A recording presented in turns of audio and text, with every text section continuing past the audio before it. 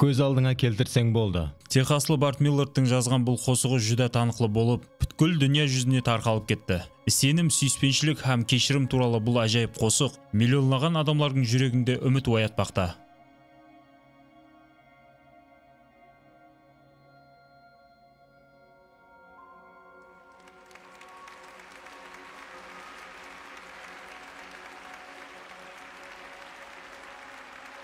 Рахмет. Бұл қосық мені қиыншылықтардан алып шықты, құтқарды.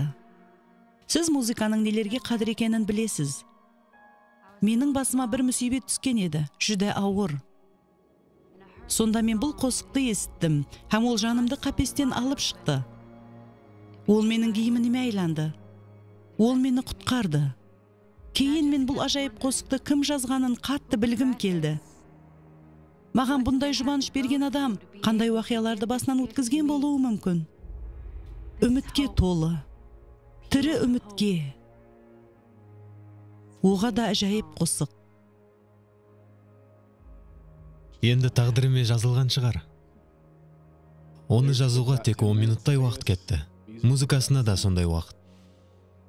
Барт, бұл қосықтың шығуына тек 10 минут уақытыңыз емес. Ал бүткіл өміріңіз кеткен жоқ па? Оны қалай жаздыңыз? Көз алдыңа келтірсең болды.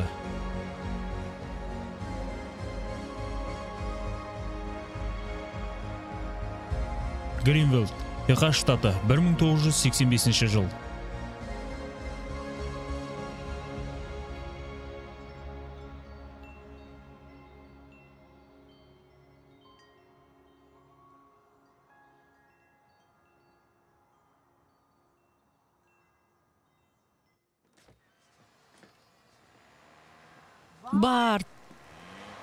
Барт, азаннан бері үйге кірмедің ғо, не қылып атырсаң өзі? Бәрін болдым. Бәрәкәллә, Барт, сені Құдай жарылқасын. Яқшы онда, ертең көрсеміз.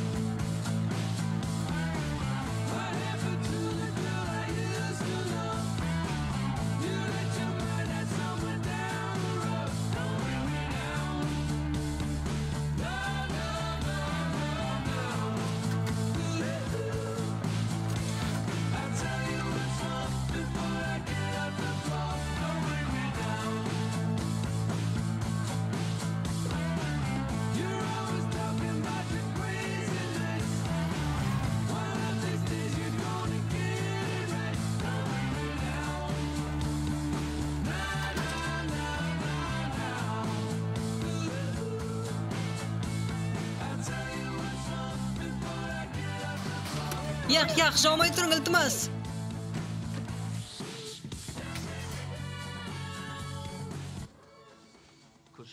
Білесең бе, менің ойымша, ең бастысы қосықты кімдердің айтқанында. Ауа. Қандай қосық болса да, мына альбомды тыңлап көр. Бұндай ажайып концертті басқа еш жақта көрмедім.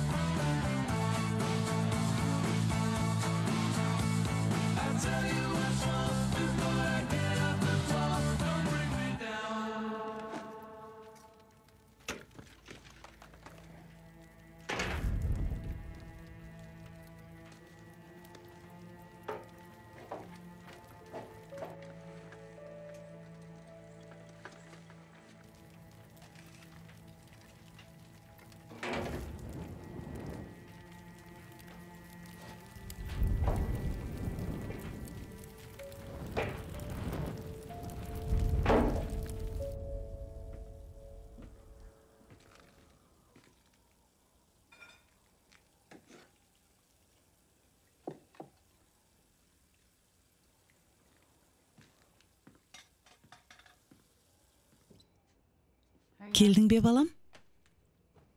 Қолыңдағы не зат? Ұрыста басқа киетін шлем. Өзім соқтым. Космостағы ұрыста киюге. Оны үслеуге көп уақытың кеткен шығар, я? Ауа.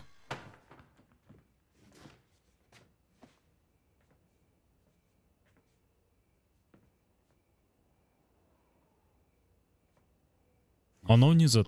Әй, бұл еш зат емес. Арманлағанның жаман жері жоқ, балам. Сен өзің сондай затларды жаратып көрдің бе? Бір нәрсені құлағыңа құйып қой, Барт. Бос арманға қарын тоймайды. Қиялпаразлықтың ешқандай пайдасы жоқ. Арман адамды мына нәрселердің бәрінен бос қалдырады. Хақиқи дүнияда жаса. Мені түсіндің ғой? Түсіндің бе?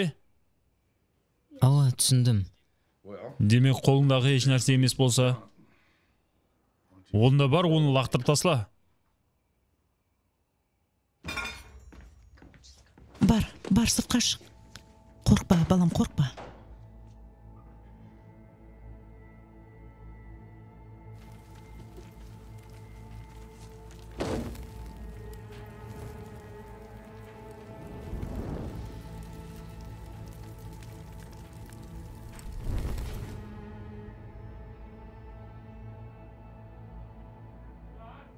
Енді ол сенің балаң ғой. Жұмысың болмасын. Бұл сенің жұмысың емес. Өзім білемен. Біздерге азап беруге хақың жоқ. Аузыңды жап деймен. Болмаса қазір өзім жауып қояман. Бақырма, оянып кетеді. Және керек пе? Және керек пе деймен? Мәсаған.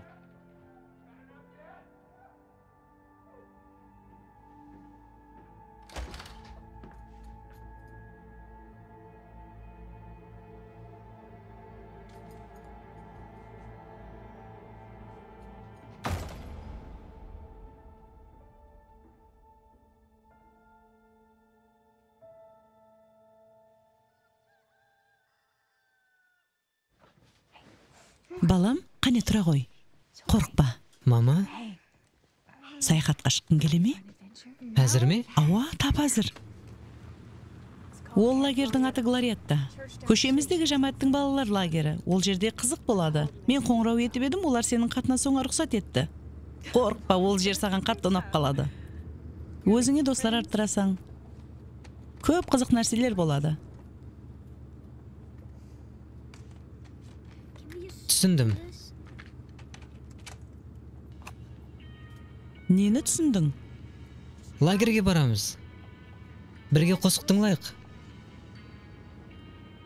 Мына қосықты. Сіз һәм мен екеуміз бірге.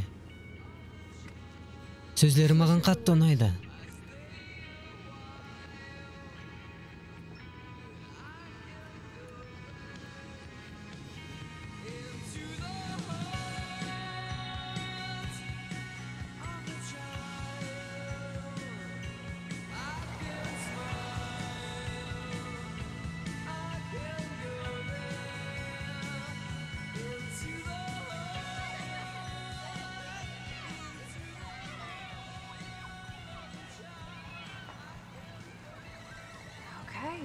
Әне келдік.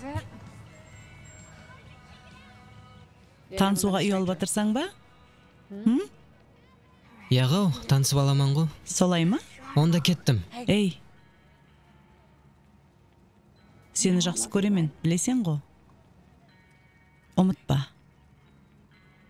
Яқшы, қане енді бар. Яқшы, мама.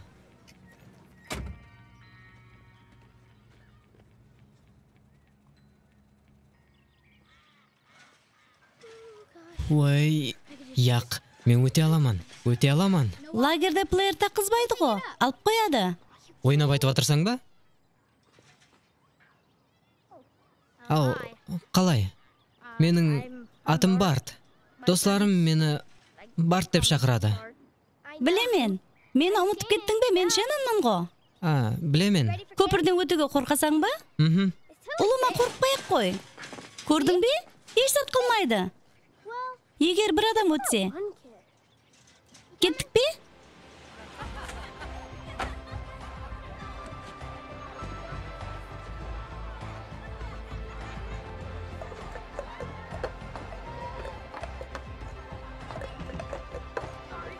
Кешіресіз, өтіп кетейін iltimos. Кешіресіз. Ой, кешірерсіз. Қалай Барт? Бұл Кент. Жүдә қуанышлыман Барт. Мен де. Бұл стакан ойыны, бірақ мен жақсы ойнай алмаймын. Балалар диққат. Менің атым Расти. Мені білмейтіндер бар болса, мен Гримвиллдегі баптистер жамаатінде жаслар шопаныман. Кім журнал әкемеген болса, келіп алсаңыз болады. Бүгін кеште ол сілерге керек болады. Жүра, өзім әкеп беремен. Бұл күнделікті нәрсе ме, я... Ауа, бірақ оған және ой пікірлерімізді де жазып барамыз. Мен оған ибадатларымды, мүтәждіклерімді һәм арманларымды жазаман. Көрсем бола ма? Кешіресің, мен білмей қалдым. Б9 бұл жерге келің, асханадан нәубетшілік етесіз. Мен баруым керек, кейін көрсеміз. Ей Барт, міне журналың. Кент!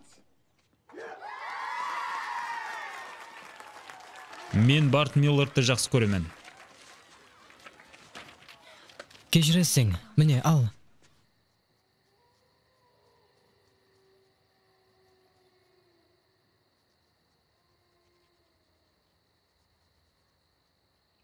О, сурет салып білесің бе? Сен неге бұндай болып киініп алдың? Егер қызық көргің келсе, менімен бірге жүр, айланып қайтамыз. Үлкейгенде кім болғың келеді? Художник пе? Ауа, я маса футболшы. Папам да бұрын колледжде оқығанда қатты күшлі футболшы болған. Бұл үшін біздер қатты бақырса істеміз. Қорқпа, менде зор нәрселер бар. Хақиқи фербер, бүгін түсте бәрін даярладым. Демек сілер ана жаққа барып, жақсылап қарап тұрың, яқшы ма? Айтпақшы, Барт жүдә жақсы сурет салады. Сәлем. Сурет сала аласың ба? Онша емес, азғантай.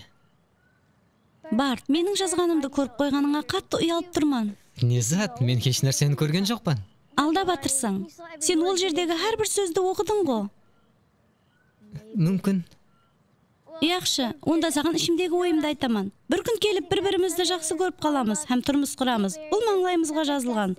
Мен азыр қатты ұялып тұрыппан. Сол үшін төменге түсіп Кентқа жәрдем беремен.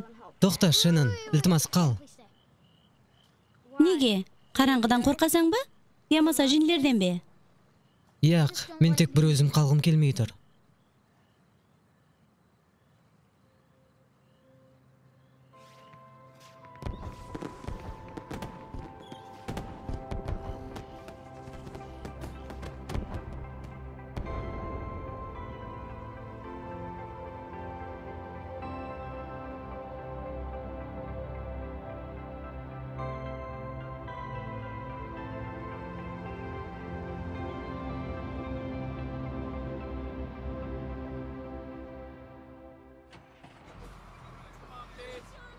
Бар! Бұл менің ең жақсы көретұғын қосықларым. Ажайып. Мен де Эммидей қосықшы болуды қалеймен. Саған көп рахмет. Ал мені ата-анам алып кетеді. Хош бол. Эмми Грант, ешқашан жалғыз емеспен. Өмірімдегі ең ажайып күнлер.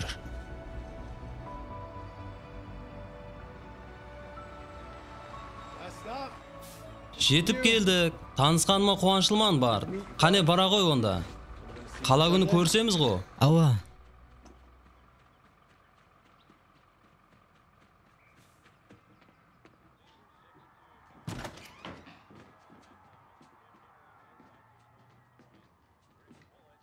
Сәлем.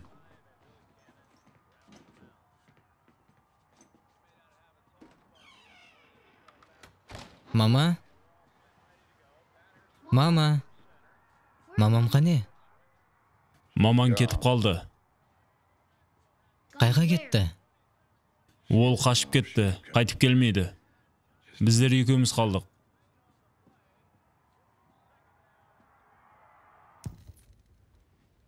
Ол қашан қайтып келеді? Мен саған айттым ғой, ол қашып кетті. Мен оған керек емеспен, сен де оған керек емессің. Оған не істедің? Ей, Мұрныбоқ, сен маған топылып батырсаң ба? Сен не, оны ұрдың ба? Ей, ақмақ! Мені ұрғаныңдай, оны да ұрдың ба? Еш нәрсе қылмадым мен.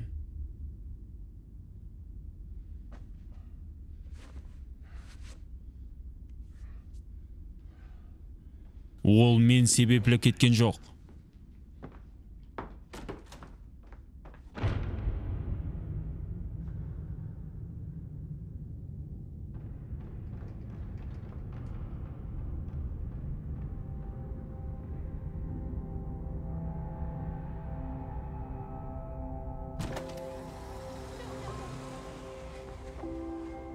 Мама, мені кешір. Айт, менің айыбым не? Iltimos, meni de o'zingmenен alib ket. Mama.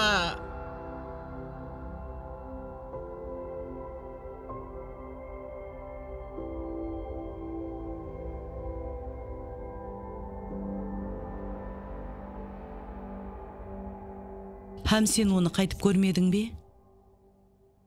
Ол арасында қоңырау қылып тұратын еді. Әтте бір күні жазғы демалыста оның менен бірге жасамақшы болдым. Бірақ анамның жағдайы бұрынғысынан да жаман еді. Кейін менің әкем келді. Ол оның жігітін ұрып, оған және қолыңды тигізсең өлтіремен деп қорқытты. Сонан кейін мені үйге алып кетті. Біраз таңқаларлық уақия. Міне, меніңше болғаны. Кейін не болды? Мен әкемнің ең ұнатқан ойынында жақсы нәтиже көрсетуге әрекет еттім. 1991 жыл. Сәлем. Сәлем, бүгін ашылып кетіпсің. Рахмет. Сырттан қарасаң қызық көрініп тұрыпсыз. Расын айтсам, сен сақалыңменен 40 жасқа келіп қалғандайсың. Қысқарт кет. Болды. Алмаған ұнайды. Миллард! Берман кел! Бол тез! Сені жақсы көремен. Білемен. Жұлдыз болып кеттің бе не?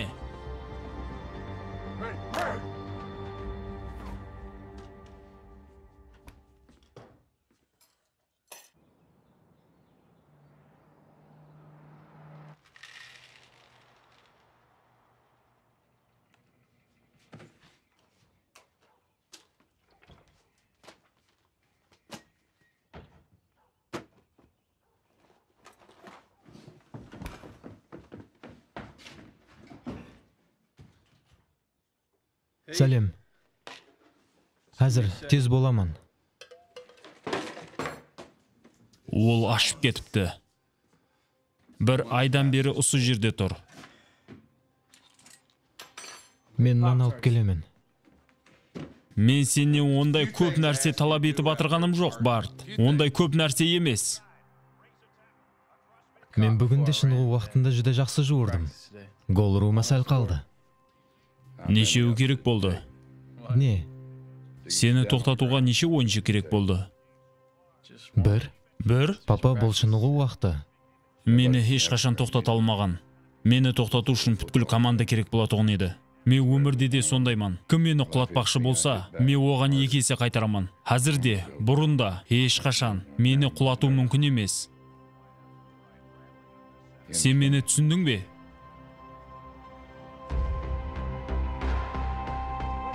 Алға! Мен ешқашан құламайман. Ал сен жүдә аңсат құлайсаң.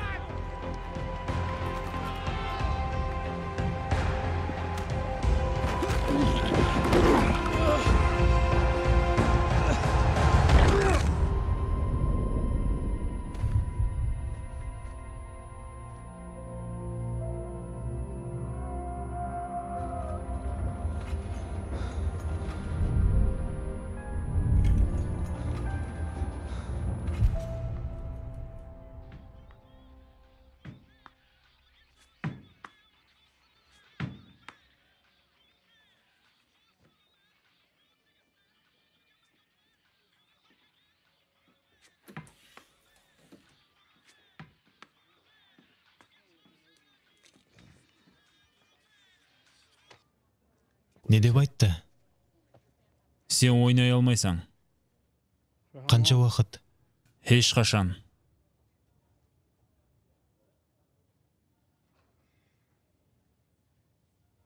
Өкінішлі.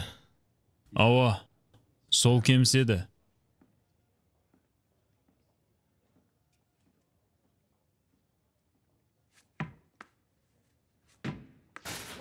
Hey, Кент! Неге мені сен айдап баратырсың? Менде қажет жоқ. Бұл ақмақлық. Яқ, мектепті тамамлау ақмақлық емес. Тек футболдан басқа нәрсе таңласаң болғаны. Аха. Міне келдік. Барт, тігінші болуды қалемейсің бе? Бұл жерде орын жоқ екен. Бәрі толып қалған. Тек мынадан басқа. Ол не екен?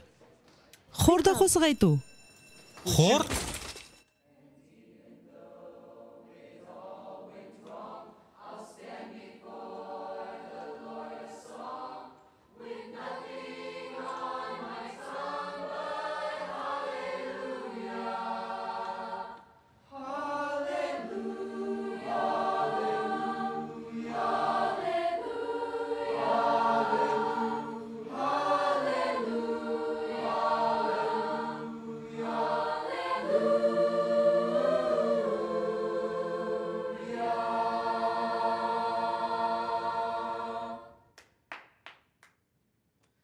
Жүдә ажайып болды.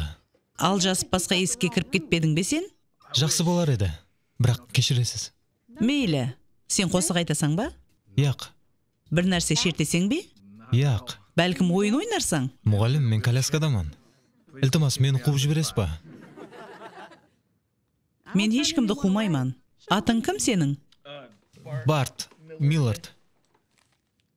Барт Миллард? Ава. Сен сес режиссерінің жәрдемшісі боласаң. Ажайып. Бірақ ол не зат?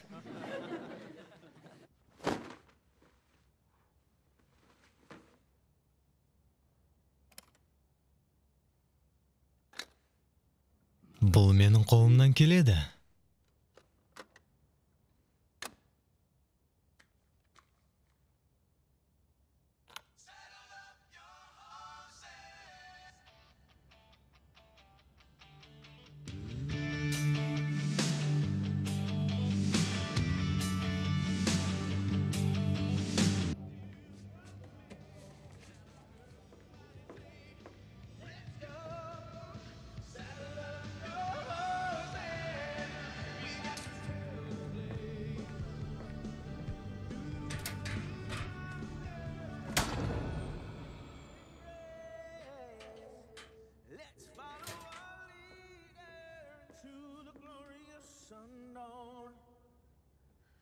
This is life like no other. Whoa, this is the great adventure. Үй тапсырмасы ақылдан аздырады. Құтлы құлайман. Не? Баракалла, Миллард. Ла-ла. Құтлықлайман. Не үшін? Сен елі білмейсен бе? Расын айтсам, мен азмас қызғанын қырап отырман. Сен нені айтып тұрсаң? Құтлықлаймыз, Барт. Яқ, мүмкін емес. Роллерді белгілеу. Бас рөлде Барт Миллард. Қане, бір нәрседе? Мисс Финчер. Яқ. Сіз не менің үстімнен күліп атырсыз ба? Қолымнан келмейді. Мен хатте таңлауға да қатынаспадым. Қолыңнан келеді, һәм істейсің. Мен бұл хақында сөйлесуді де қалемеймін. Яқ. Сіз мені түсінбей тұрсыз. Мен Миллардпан. Миллардлар болса футбол ойнайды. Олар ешқашан қосық айтпаған. Сенің сыйың бар. Һәм менің классымда сен оны толық пайдалануың талап етіледі. Болмаса емтиханнан өте алмайсың. Таңлау сенде. Бірақ менің аяқларым гипсланған. Мен хатте жүре алмаймын да. Еле 2 ай уақыт бар. Тәуір болып кетесің. Болды, сылтау айтуды тоқтат. Бірақ мен өйтіп қосық айта алмаймын. Мен саған үйретемін. Мисс Финчер, сіз маған ұнайсыз. Сіз жақсы адамға ұқсайсыз. Мен сізді құрмет етемін, бірақ біліп қойың, сіз ешқашан, еш нәрсе үшін, ұлыма не болғанда да, мені сахнаға шығуға мәжбүрлей алмайсыз.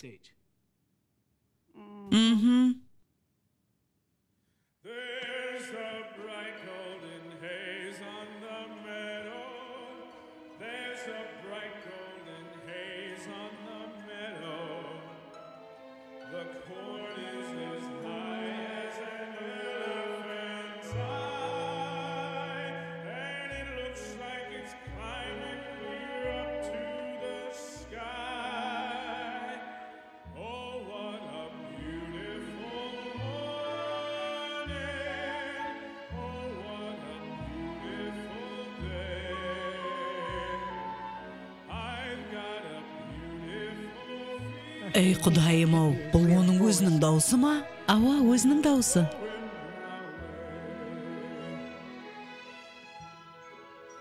Жүрегім толқынланып баратыр. All the sounds of the earth are like music. All the sounds of the earth are like music. The breeze is so busy, it don't miss a tree. And an old weeping willow is laughing at me.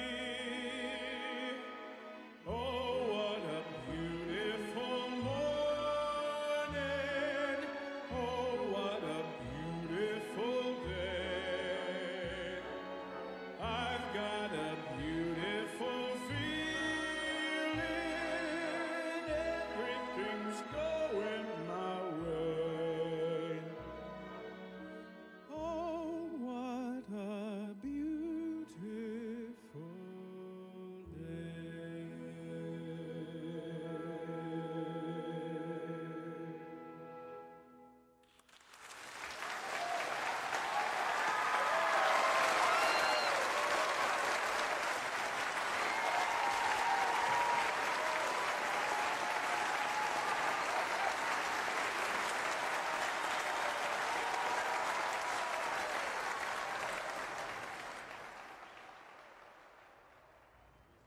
Сэр, түсінің, біз сізді жібере алмаймыз. Бұл емлеуханамыздың қағидасы. Бұл мені қызықтырмайды. Менің кетуге хақым бар. Ияқ, олай емес. Бізді бір нәрсе тәшвишке салды, һәм біздер қосымша қан анализін істедік. Сізбенен бір мәселеде сөйлесуіміз керек. Сізде менің номерім бар. Қоңырау етің. Сэр, қазір сөйлескеніміз жақсы. Мейлі. Солай етіп мен не үшін құлаған екенмін? Сізде қант мұғдары жүдә төмен. Сіз маған қант кеселсең дей жақсыз ба? Яқ, МРТ көрігін өткізгенімізде бір ісік бар екенін анықладық, һәм ол зиянлы деп ойлап атырмыз. Яқ. Олай емес. Біздер және көріктен өткізуіміз керек, сонда біз емлеудің жақсы ұсылын таңлай аламыз. Мені емлеуіңіздің керегі жоқ. Мен үйге кетемен. Мистер Миллард, егер сіз емленуден бас тартсаңыз, бұл сіздің өміріңіз үшін жүдә қауіплі.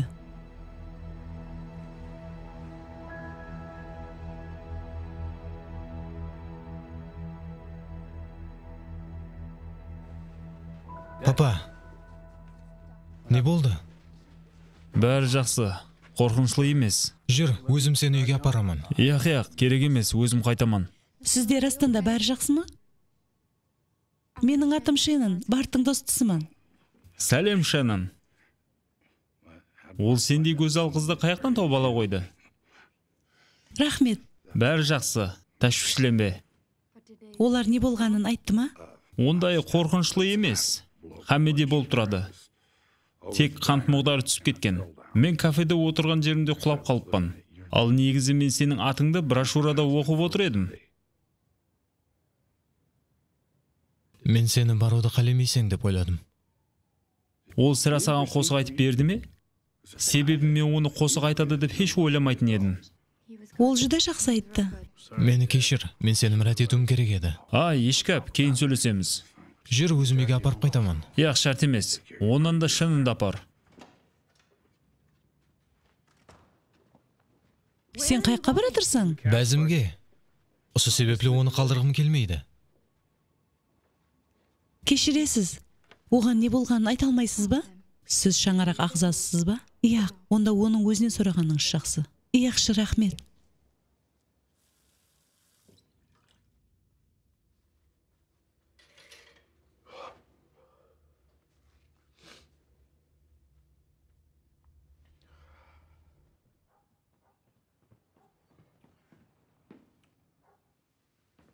Бүгін не ерте тұрғансың? Мен балама ауқат даярладым. Үстіңе не киіп алғансың? Намазға баратырсың ба не? Яқ. Ибадатханаға. Ибадатхана ма? Отырып ауқатлан. Кел, отыр. Жеп ал, болмаса суып қалады. Сен бұны көріп бе едің?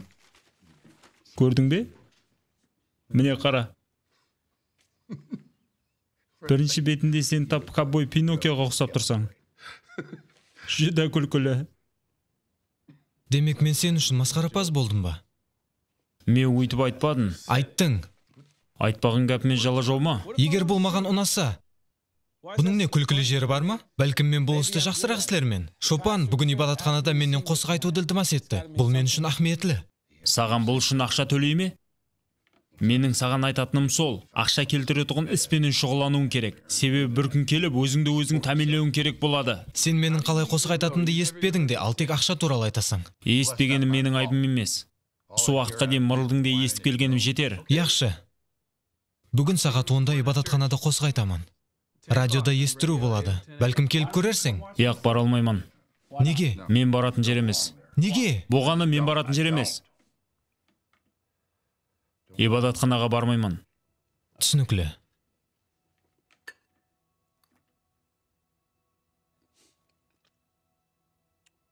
О, менің ұлым Барт. Ауа, ол нағыз әуметсіз. Жақсы, ол ұлыма туылмаса болар еді. Тоқтат. Менің барлық машқалаларымның себепшісі Барт. Менің орныма сөйлеме, қазір маңлайың жараман. Бұл үшін кешіктің. Солай ма? Ауа, мен енді кішкене бала емеспен. Сен солай ойлайсың ба? Ауа. Маған құрметпенен сөйле. Себебі жеп отырған ауқатыңа мен пұл тауып отырман. Һәм сенің қасыңда мен қалдым. Анаңды болса бұл жерде көрмей тұрман. Мен бұл үшін оны айыплай алмаймын. Мен де кеткен болар едім. Тыныш отырып ауқатыңды же. Жемеймен. Ауқатыңды же болды. Жемеймен, мен аш емеспен. Онда өзің білесің.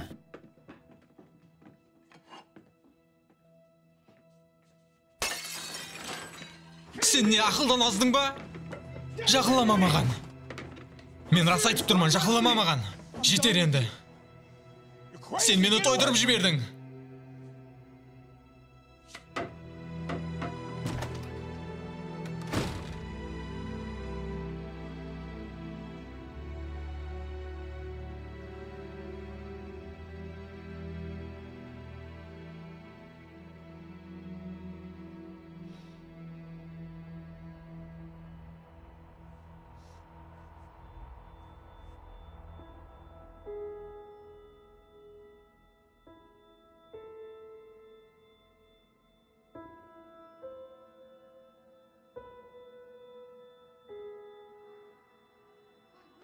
Барт, басыңа не қылды?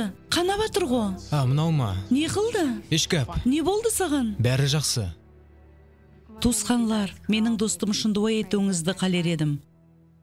Себебі ол маған өз өмірі хақында дұрысын айтпай атырғандай. Мен не қылуды білмей атырман, оған жәрдем бергім келеді, бірақ ол бұған жол қоймай атыр. Қанша әрекет етсем де жағдайы сонша жаман болып баратыр. Мен оған қарағанда өзін емес, ал нихабты көремен. Ол үшін ибадат етейік. Бұл жағдайында ұзақ жүре алмайды, солай емес пе? Ауа, рахмет сіздерге. Ол жерде хәмме мен хақымда айтып атырғаныңды түсінді. Мен қатты ұялып кеттім. Мен сенің түсінгеніңді қалеп едім, тоқта. Саған не болып атыр өзі? Хәммес жақсы. Бұл өтірік. Бұған папаң себепші ме? Мен жәрдем берейін, бәлкім барып. Сенің баруың шарт емес. Неге? Мен қалемеймін. Неге сен бұндай болып қалдың, бар? Қайдем, бәлкім бұл менің нақапларымның біреуі шығар. Бұл күлкілі емес. Негізі күлкілі. Сен мені жақсы білемен деп ойлайсың. Хәммеден өзіңді алып қашасаң. Маған олай істеме, ілтимас. Мен сен жақсы көремен. Ал мен сені жақсы көрмеймін. Түсін, жақында біздер біткереміз. Һәм сен колледжге оқуға кіресең, ал мен пайдасыз армаларымның ізінен қуаман. Оларды пайдасыз деп ойламаймын. Хәммесі жақсы еді, еш нәрсеге өкінбеймін. Бірақ адамлар өзгереді, дұрыс емес пе? Біздер де келісе алмай атырмыз. Қошласу кешесінен соң, мен кетемен, Шеннон.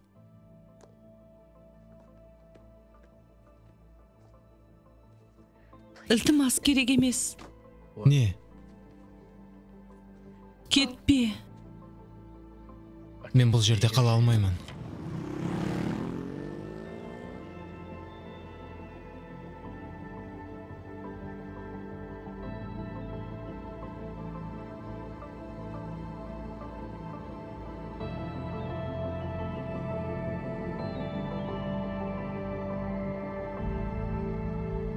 Оклахома Сити.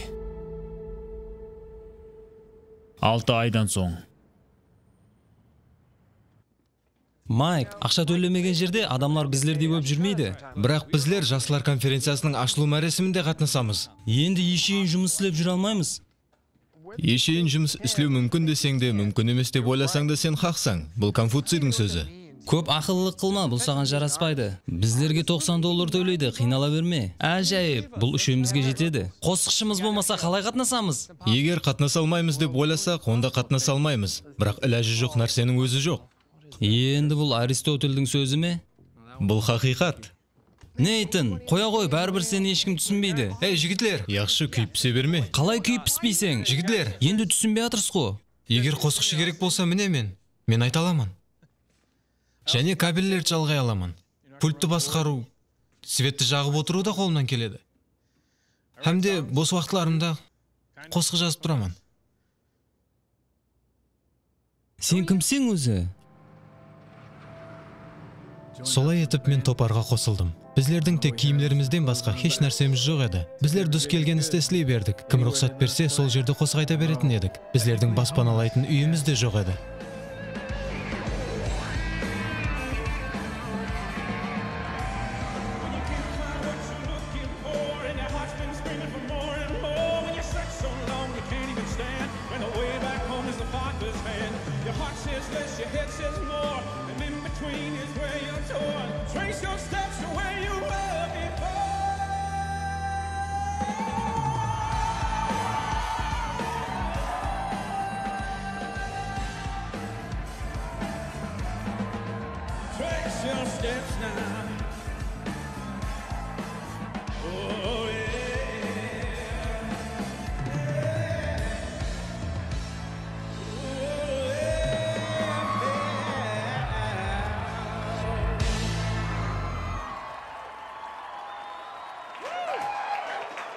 Гитарада Майк. Нейтан бас гитарада. Қане Нейтанға шапатлап қойың. Ал клавиштағы жігіт Джим. Ал мен болсам Барт. Біздердің топарымыздың аты һәм барабанда Робин. Ол топарымызға жақында қосылды. Келгенің үшін рахмет, сіздерге ұнап атыр ма? Рас па? Қуаншылман, себебі біздерде бар осы.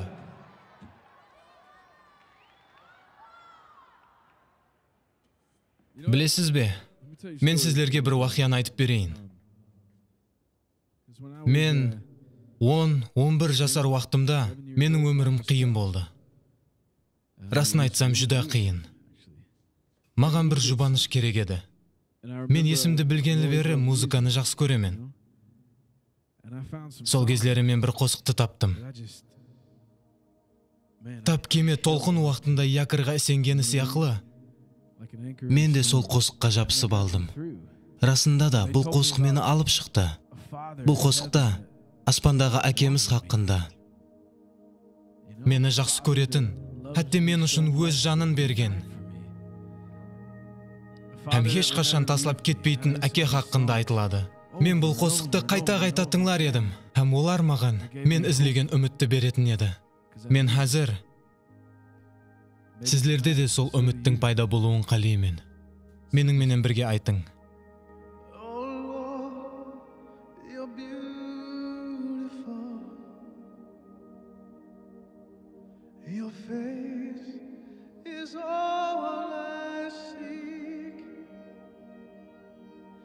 For when your eyes are on this child, your grace abounds to me.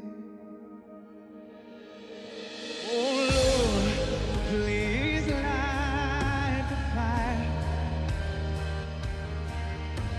that once burned bright and clear. Replace the lamp of my first love that burned with holy fear. Oh Lord, you're beautiful. Your face is all I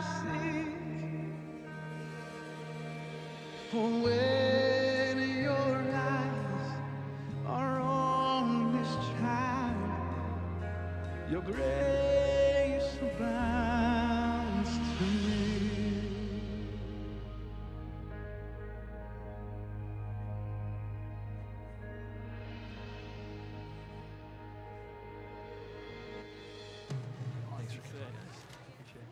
Ей, Барт. Қайқа баратырсаң? Кетуіміз керек. бір адам менен ұшырасуым керек. Кім менен? Скотт Брикел менен. Ол көптеген топарлардың көтерілуіне жәрдем берген. Білемен, бірақ ол неге келген? Мен оған соңғы 2 жылдан бері әр апта хат жазатын едім. Мен кеттім. Мистер Брикел. Брикел деп айта бер. Яқшы. Сізді келеді деп ойламап едім. Көріп тұрғанда келдім. Рождество сауғасы. Білесіз бе, негізі біздер үлкен концертлер қоямыз. Бірақ арасында бұрынғыларды еслеп, осындай кішігірім сахналарда да шығып тұрамыз. Тоқта, Барс, сен... Менің атым Барт. Кешірерсің, топарыңыздың аты қандай еді? Мерсеми. Мен апама топарда қосық айтаман дегенімде, ол Мерсеми, құдайым-ау, өзіңе басқа жұмыс тау деді. Мен бұны жігітлерге айтып бергенімде, олар маған растанда солай деді ме деп сұрады. Мен, ауа, біздер солай аталымыз керек дедім. Солай етіп, топарымызды осылай атадық. Балам, сенің айтып тұрған сөздеріңнен зерігіп кеттім. Менімше сіздер еле таяр емессіз. Сенің талантың бар, даусың жақсы, қосықты да жақсы айтасың. Бірақ сен елі жүректен шығатығын қосығыңды тапқаның жоқ. Ал ақырында айтқаның болса, өзгеше болды. Ендігі жағында сен хамме концерттерде көбірек ұслай істеуің керек. Сонда не болатығын көресің. Бұл елі қосықларымыздың хаммесі емес. Балам, сілер елі өз қосығыңызды таппағансыз. Біздерде өздеріміз жазған қосықлар да бар. Онда сол рухта бір нәрсе жазың. Кейін маған қоңырау етің. Яқ, тоқтап тұрың. Сіз біздермен бірге баруыңыз керек. Біздердің елі Техаста 2 концертіміз бар. Автобуста орын көп. Тыңлаң, сіз біздердің ұсылымызды өзгертіп, енді осылай таслап кете алмайсыз, солай емес пе? Сіздің ондай адам емес екеніңізді көріп тұрман. Мына өзім сыймайтұғын машинды алу үшін мен эконом класста ұшып келдім. Және осы жерге дейін 3 сағат жол жүрдім. Ал енді болса мен сіздерменен мына автобуста жүруім керек пе? Ауа?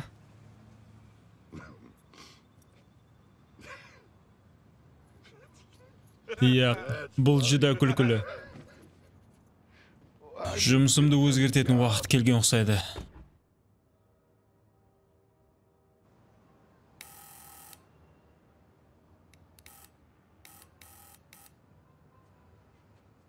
Кім бұл? Сәлем, бұл Шеннон Стрит пе? Ауа, сіз кімсіз?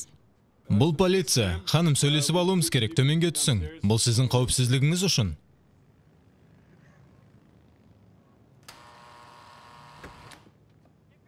Қызыңды алып шық, Барт. Шеннон! Барт? Сәлем! Көріспегенімізге көп уақыт болды. Көрінісің жүдә жақсы. Түннің ортасында бұл жерден не істеп жүрсең? Бүгін концерт бердік. Сенің хабарың бар ма жоқ па білмеймін. Біздердің дисклеріміз шықты. Біздер қосқыларымызды дисклерге жазып шығардық. Ма, бұл саған сауға. Біздер және 3 концерт беруіміз керек. Бірге баруды қалайсың бе? Жүр, және өзімізбен Кендиді де алып кетейік. Бәрі бұрынғыдай 3 мушкетер бірге боламыз. Мен кеттім, ұйықтаймын. Шеннон, тоқтап тұр. Бұл қызықлы саяхат болады. Қызықлы дейсің бе? Сен рас айтып тұрсаң ба? Ауа? Сен бұл жерге кетіріп не хақында ойладың өзі? Білмедім, еш нәрсе хақында ойламадым. Бірден пікір келді, қызықлы болар дедім, болғаны. Болғаны ма? Тек сол үшін ба? Ауа? Мен сенің менен тек қызық болу үшін уақыт өткізуді қалемеймін.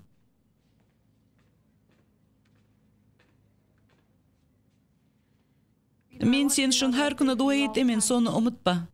Рас, әр күні. Сен ізлеп атырған нәрсеңді табуың үшін соранамын.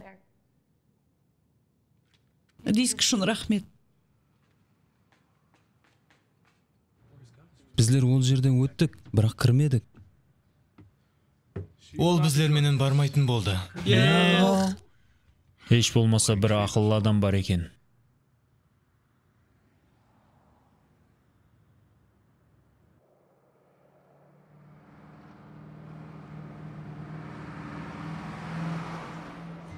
концертке аз қалды.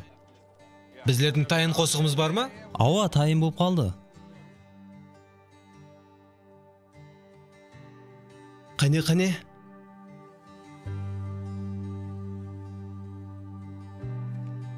Ажайып. Ооба, жүдә жақсы. Енді келің. Оны таң қалдырайық. From the top of the world I will sing of the joy that flows from my glorious King. And in my heart, Lord, I can see your loving arms coming down to me.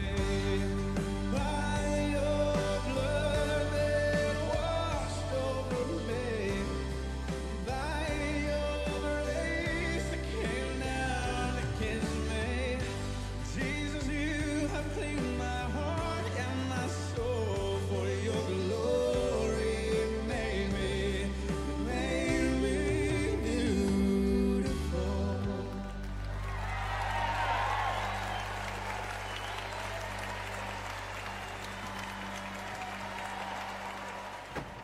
Брейкел, қайқа бараттырсыз? Нэшвиллге қайтаман. Мен жетерлі дәрежеде көрдім. Және мен сіздерге бір аптелік концерт үшін JMA-де орын тайырлауым керек. JMA-де? Ол не дегені? Бұл музыка бойынша ең үлкен фестиваль. Автобусқа барыңдар. Яқшы. Басыл сахнаны бәнтлей алмаймын, бірақ кереклі адамларды мұрат етіп көремен. Ал сіздер қолыңыздан келгенінше жәмәт топарларын шақырың. Залды адамларға толтырып, һәм бүгінгідей қылып айтып шығың. Тоқтаң. Демек сізге ұнады ма? Өзіңнен кетіп қалма, балам.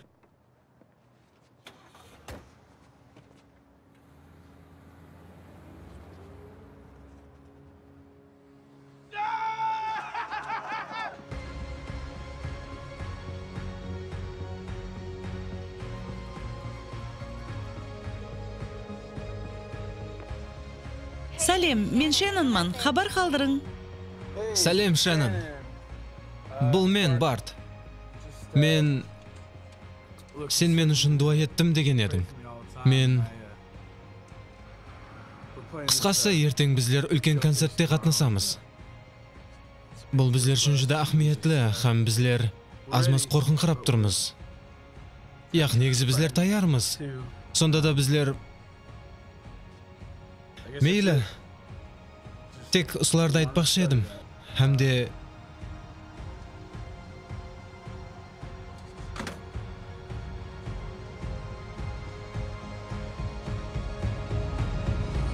Нэшвилл.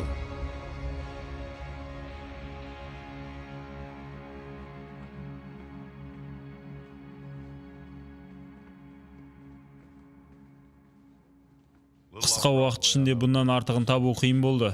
Бұннан жақсы болу мүмкін емес. Танысың, бұл дауыс сазлаушыңыз Динго. Сәлем. Ол керекли нәрселеріңізбенен тәмінлейді. Дауыс сазлаушы ма не? Бір лейбл болса да келе ме екен? Яқ. Бесеуі келеді. Және бір екеуімен сөйлесемен. Сіздер тек залды толтырсаңыз болды.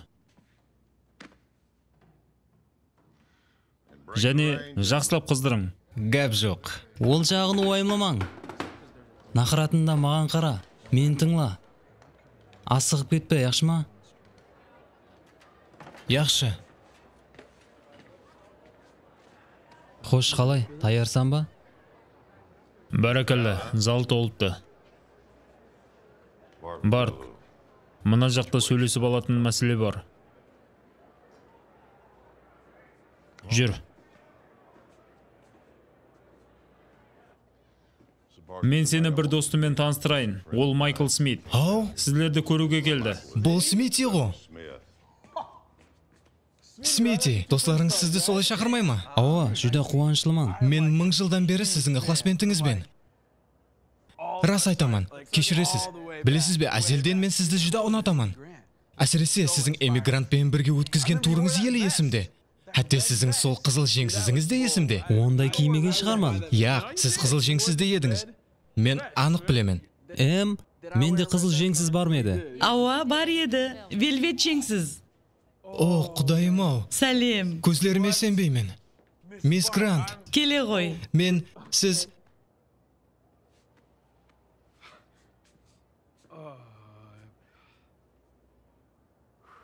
Бәрі жақсы ма? зорға өзіме келдім, бірақ жақсы бәрі. Менің ең бірінші тыңлаған Масихи қосқылар кассетасы бұл Never Alone еді. Мен оны тыңлаған кезімде растан да жалғыз емес екенімді сездім. Рахмет, бұл мен үшін жүдә ахметлі. Сондай зор еді. Әжайып, һәм сіздер осы жердесіз. Біздер де қуанышлымыз. Сіз ажайып хаялсыз. Оны тез алып кет. Эмигрант, сіз менің қаһарманымсыз. Барт, Ау, кеттік. біздер сөйлесіп жатырмыз. Сәлем. Мен қатты қуанышлымын. Мен де, әумет тілеймен бар. Қайырлы кеш. Сен де оны көрдің бе? Ол эмигрант, ол менімен сөйлесті.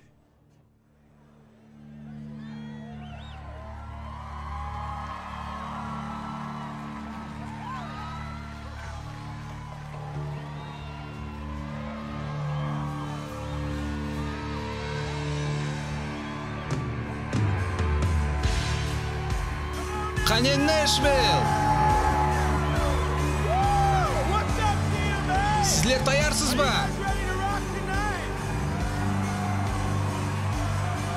Бүгін біздер менен екеніңізге қатты қуанышлымыз. Сізде мынадай бір сезім болып көрді ме?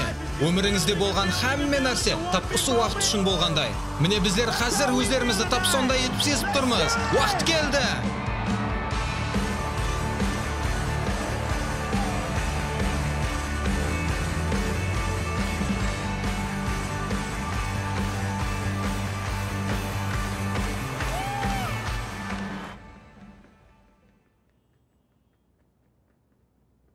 Барт. Тынышлан, iltimos. Кешір. Сабырым жетпей жатыр. Тезірек бола қойғанда? Негізі жаман болмады ғой, маған ұнады. Бәрі зор Ажайып болды. Бұндан жақсысы болмайды. Адамларға қатты ұнады. Өзім олармен сөйлесемен. Тоқта, Барт. Қайт, орныңа отыр. Араласпа, Барт. Брейкл өз шешеді. Ол еплей алмаса не?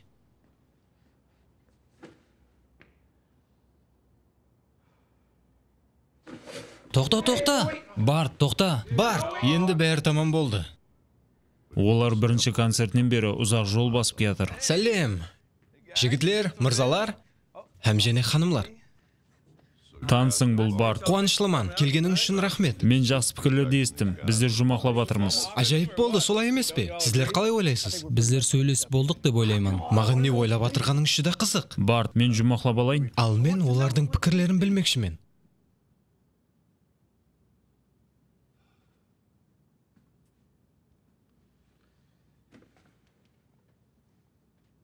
Сен растан да білмекшімісің? Ауа, білмекшімен. Қане, басылаң. Ашық айдын айта берің, менің бетім қалың. Яқшы, ақиқатты барынша айтаман. Бұны маған айтуға тура келді. Бірақ сен жетерлі дәрежеде жақсы емессің. Елі таяр емессің. Не? Сіз қателесіп жатырсыз. Білесең бе, Барт, лагердегі жас қызларды таң қалдыру бұл басқа. Бұл жерде ақыметлісі қосықтың сатылуы. Біздер сіздің қосықларыңызды сата алмаймыз. Жас қызлар дейсіз бе? Біздер залды толтырдық, ал альбомларымызды бірнеше жылдан бері сатып жатырмыз. Сіздер өзі қайсы заманда жасап жатырсыз? Хақиқи заманда. Сен хақиқатты қабыл етуің керек, Барт. Сіздердің қосықларыңыз. Сен жетерлі дәрежеде жақсы емессің, Барт. Арман менен төлемлерді төлей алмайсың. Арман ету. Бұл сені мына хақиқи өмірден шалғытады. Ал біздердің ең соңында айтқан алғыс мақтау қосығымыз не? Ол ажайып болды. Менің Денверде танысым бар, ол шопан іздеп жүр. Қалесең таныстырамын. Ол хәзілесіп жатыр ма? Сен маған емес, ал хақиқатқа ашуланып жатырсың. Менің колледждегі футбол командамда адамлардың көзіне түсетін екі бала бар еді. Кішкене қала үшін олар жетерлі дәрежеде жақсы еді. Бірақ білесең бе, олар қазір де сол жерде. Олар бір жерде қатып қалған. Сені де сол күтіп тұр. Ең жақсысы болуың керек. Болды, жетер. Сіздер түсінбей жатырсыз. Біздер бұл үшін көп нәрселерді құрбан қылдық. Енді басқа жолымыз жоқ. Тек не істеуіміз керектігін айтың, бар күшімізді саламыз. Барт, мен кім табысқа ерсе алады, кім ерсе алмайтынын айыра аламын. Расын айтамын. Сен табысқа ерсе алмайсың. Қалай сонда? Сіз қатты мені танымайсыз. Үйіңе қайт. Бұл ең жақсы таңлау. Папа қолынан келеді. Қолынан келеді. Келмейді. Сен көзіңді ашып жұмғаныңша ешкім екеніңді, һәм өмірде еш нәрсеге еріспегеніңді түсінесің. Себебі пайдасыз арманыңды қуып жүрдің.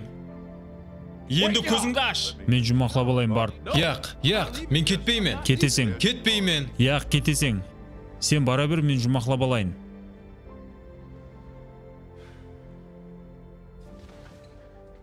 Не болды? Олар не айтты? Барт, не болды? Сен жетерлі дәрежеде жақсы емессің, Барт. Соны түсін. Һәм есідім тез болып кетті. Енді не болады? Біздер не істеуіміз керек? Білмеймін, маған уақыт бер. Басқа имканиятымыз бар шығар. Ойланып алайын. Ямаса сіз де олардың айтқанларын мақұлдайсыз ба? Бір зат қылың, енді сіз менеджерсіз ғой. Тоқтап тұр. Ендігі қадеміміз қандай болады? Кейде ендігі қадем болмайды, Барт. Түсіндің бе? Сен олардың ашуын келтірдің. Білесіз бе? Ол не айтып жатыр, Барт? Не болды?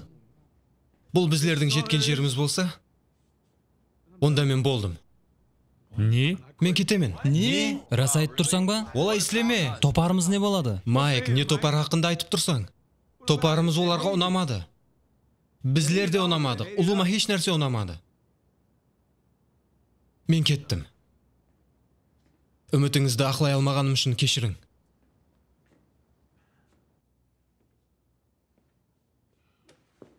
Кірсем бола ма, я осылай ашуланып отыра бересің бе?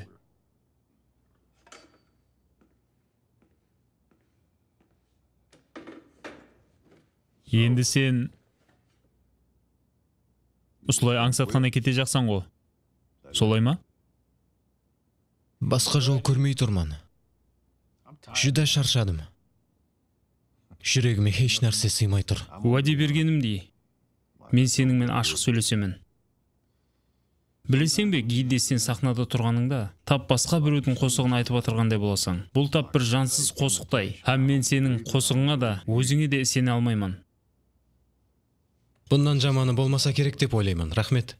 Бірақ сондай бір уақытлар болады. Мен хақиқи бір нәрсені көремін. Жанлы нәрсе пайда болады. Бірақ сен өзіңді тап бір нәрседен қорқып атырғандай тұтасың. Һәм ол қалай пайда болған болса, бірден солай жоқ болып кетеді. Бұл мені қатты ойландырады. Барт, маған расын айт. Сен неден қашып атырсың? Әкемнен.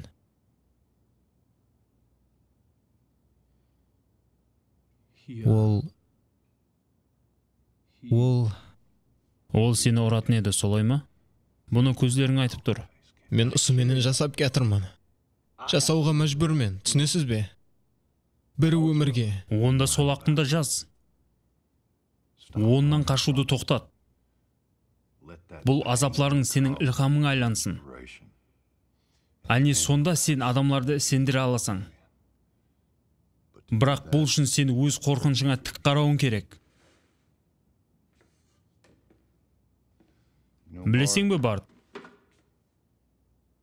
Мен сенің қосықларыңа сенбеуім мүмкін. Бірақ мен саған сенемін. Һәм менің маслихатым. Топардан кетпе.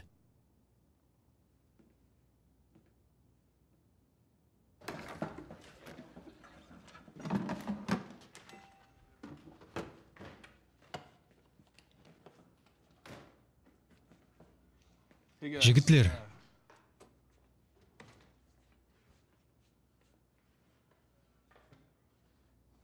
мені кешірің.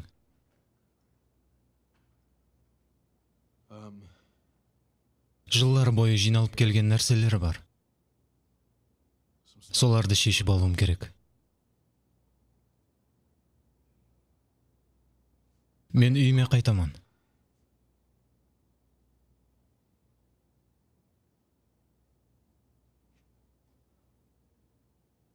Бірақ мені күткеніңізді қатты қалар едім. Демек, біздер елі бір топардамыз ба? Яқ, біздер енді бір шаңырақпыз. Яқшы.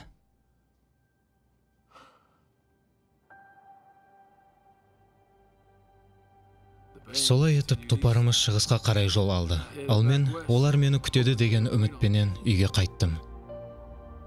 Бұл машқалаларды шешіп алу керек екенін білер едім. Бұл үшін мен олар менен дусласуым керек болды. Бірақ үйге жақындаған сайын мені күшлі қорқыныш иелеп алды.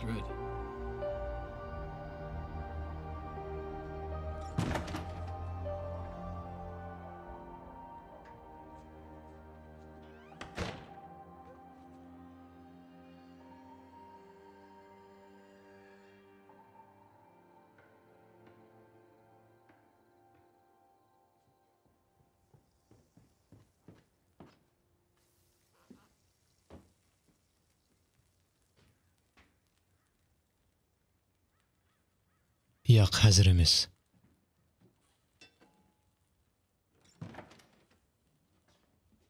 Барт.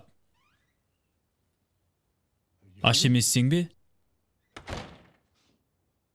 Сенің келгеніңді естім. Сондықтан ауқат һәм корицалы рулет даярлап қойдым.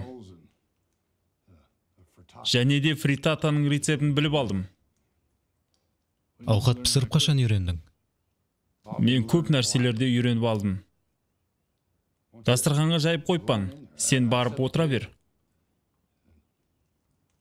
Мен hazır. Міне таяр.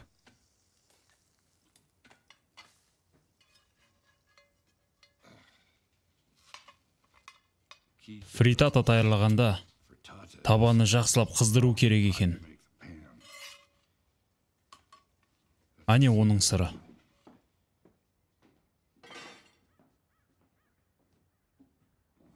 Кел, отыр. Қане, қысынба. Бекон салайын ба?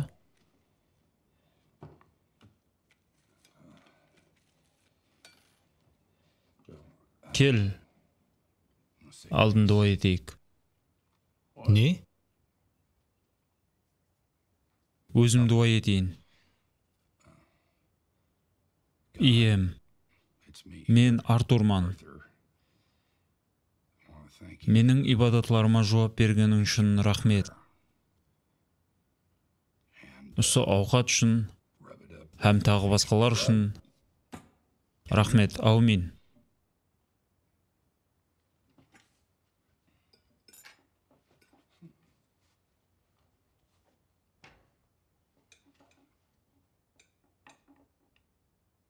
Демек, Құдайды тауыпсаң да? Ауа, мен радиодан көп уайзлықтарды тыңладым. Һәм мұхаддис кітапты оқыдым. Және Қайсы бөлегін? бәрін оқыдым. Хатте бірнеше рет. Бірақ түсіну қиын болып жатыр. Мысалы, Лебилер кітабы. Ол не хақында өзі? Мен түсінбедім. Нені сұрап едің? Құдай ибадатыма жауап берді дедің ғой. Сені және көруді. Папамен бәнт едім. Яқшы. Сен әтібар бердің бе? Мен бұл жерде кішігірім ремонт басладым. Елі гаражда да жұмыслар бар. Сен де жәрдем бересің деп ойладым. Мен және джипті оңлап басладым. Сенің жасыңда мен оның менен нелер қылмадым. Һәм мен ойлап едім, егер джипті оңласақ, бәлкім бір жерлерден айланып келеміз бе? Мен түсінбедім.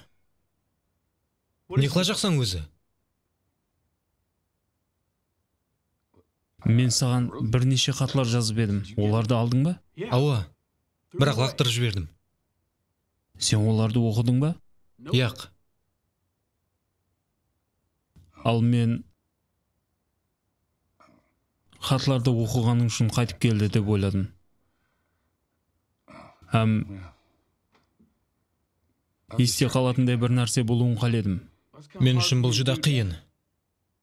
Себебі сен менен өткен жақсы уақытларды еслей алмаймын. Қазір кетчуп алып келемін.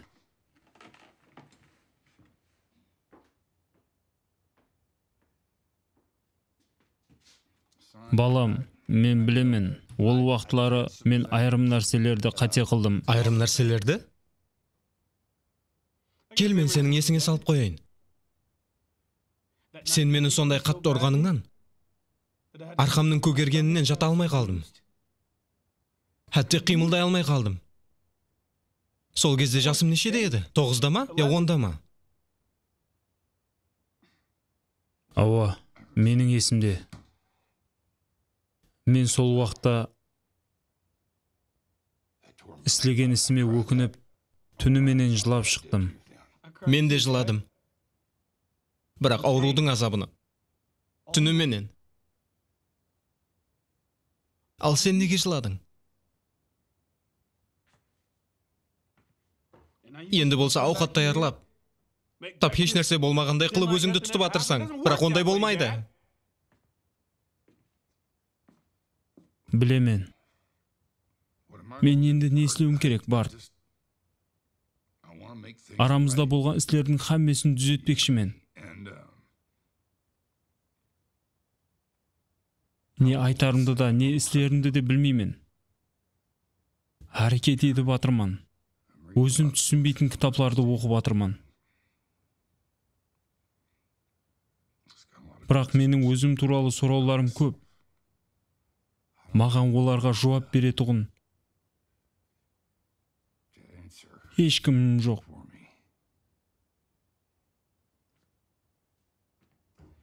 Егер Құдай басқаларды кешіре алса, онда неге мені кешіре алмайды?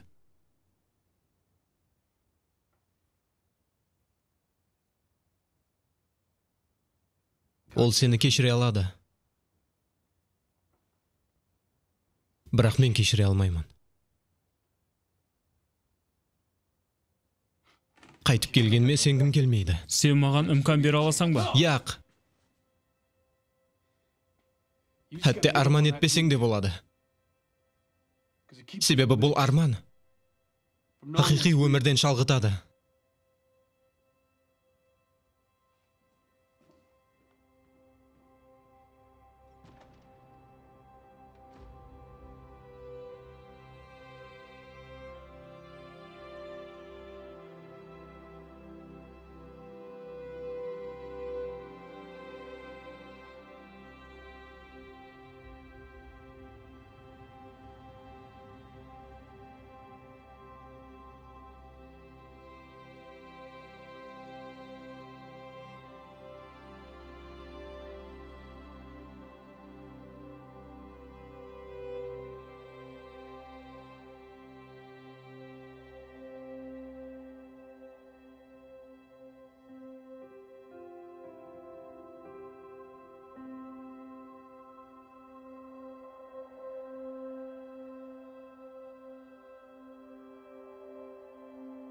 Асқазан асты безі, рак кеселігінің соңғы басқышы.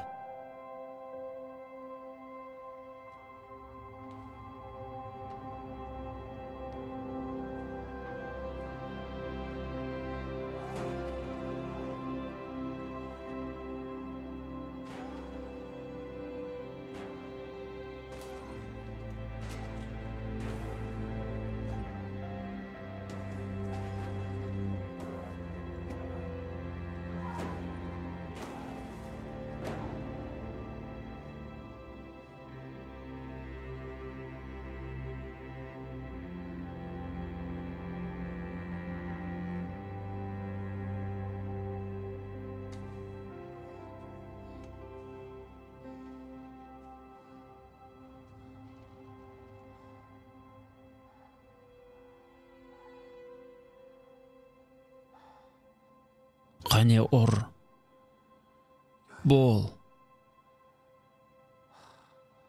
қорқпа.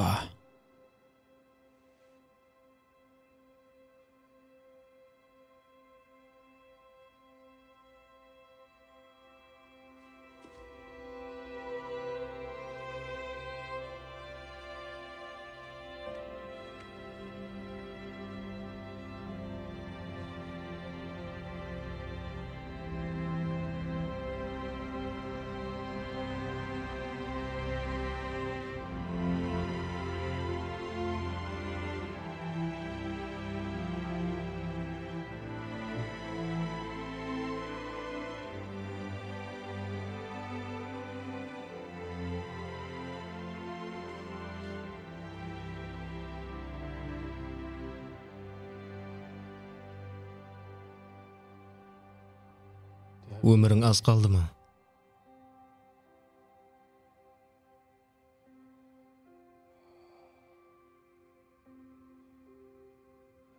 Ауа.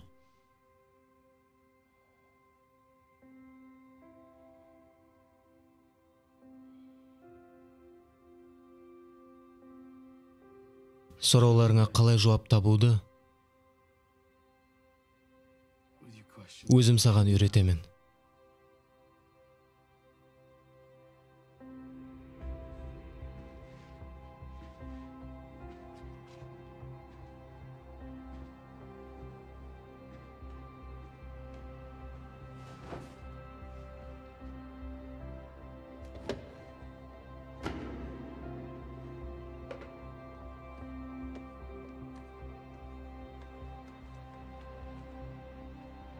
Кімде журнал жоқ болса, келіп алсын. Бүгін сіздерге керек болады.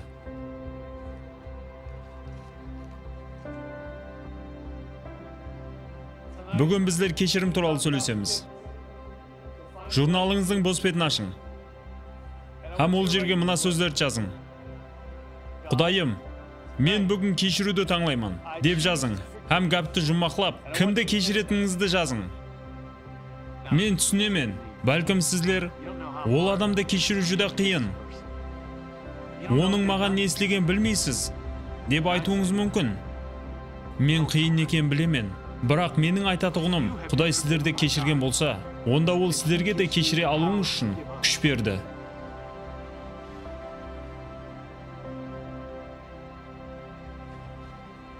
Мен әкемді кешіремен.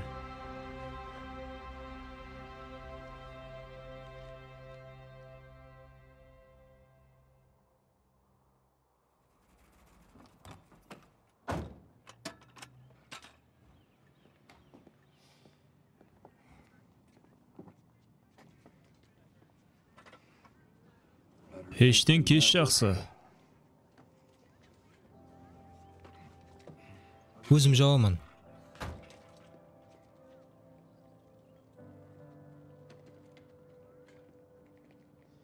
Бүгін сіздерге өзгеше сауғамыз бар. Араңызда Джон Ньютонның уақиясын ескенлер бар ма? Ол теңіз капитаны болған, һәм құл сатуменен шұғылланған. Оған құждан азабы һәм ұят қатты азап береді екен. Ол кешірімді іздеді. Һәм оны Масихта тауыпты. Сондан кейін ол ұлы мейірім деген қосықты жазды. Бұл қосық бүткіл дүнияны тәсірлендірді. Бар, сен не үшін көне затларды жақсы көретінді енді түсіндім. Нені? Көне затларды дүзетіп, бір нәрселерді жарататұғын едің. Хатте сол туралы сөз де бар еді. Қандай еді? Ақлап алу. Ақлап алу. Ауа. Бар. Мен қазір қайсақ бір тұслап тұрман. Міне, мынау. Соль. Яқшы. Ал мынау не? До. Түсініклі. Соль һәм до. Енді сенің қарсыласың пайда болды. Ауа.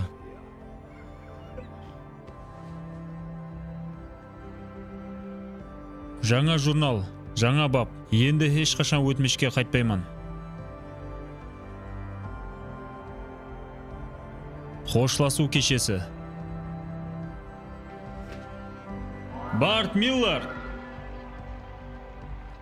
Папа, қимылдама. Кешір, балам. Ешкап. Мен сол уақытта барғым келіп еді. Зиян жоқ. Бұл шенін ғо. Балам, осы қызды жаздырма. Оның кетіп қалуына жол қойма. Яқ, біздер қазір ұшырасып жүрген жоқпыз. Не? Не? Сіздерге не болды? Сіздер бір-бірің үшін жаралғансыз. Сенің не істегеніңді білмесем де, бәрібір сенікі қате. Анаң менен қалай танысқанымызды саған айтып беріп бедің? Яқ, қалай таныстыңыз? Сәлем, бұл Шеннон. Хабар қалдырың. Сәлем, Шеннон. Бірінші мәрте әкем менен сөйлестім. Ажайып болды. Жіберген хатларымды алған алмағаныңды білмедім. Мен тек үйге келгенімді айтпақшы едім. Һәм мен және күнделік дәптерге жазуды басладым. Балалық шағымыздағыдай. Бұл ажайып.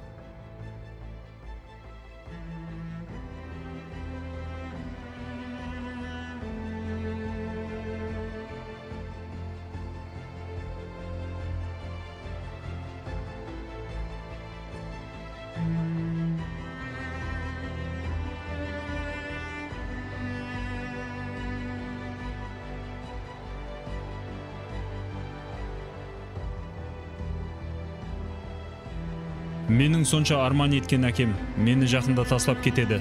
Бұл нақақлық емес пе?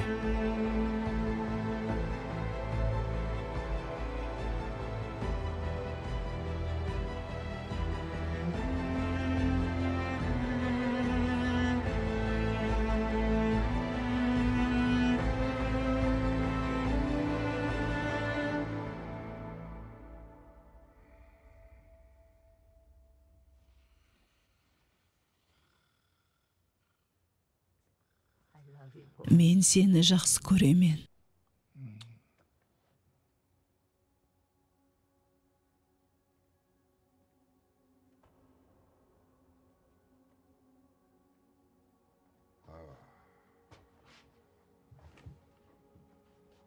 Мен сені естім, Барт. Сол уақытта сені естім.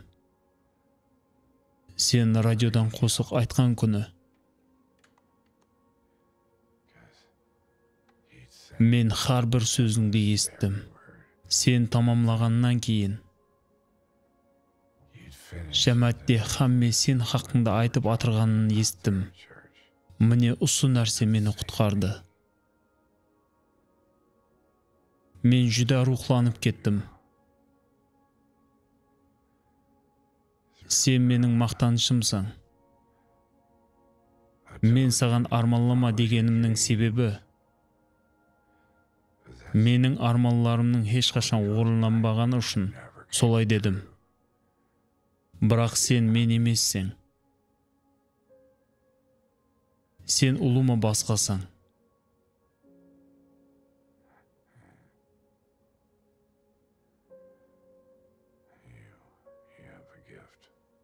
Сенің ажайып сыйың бар.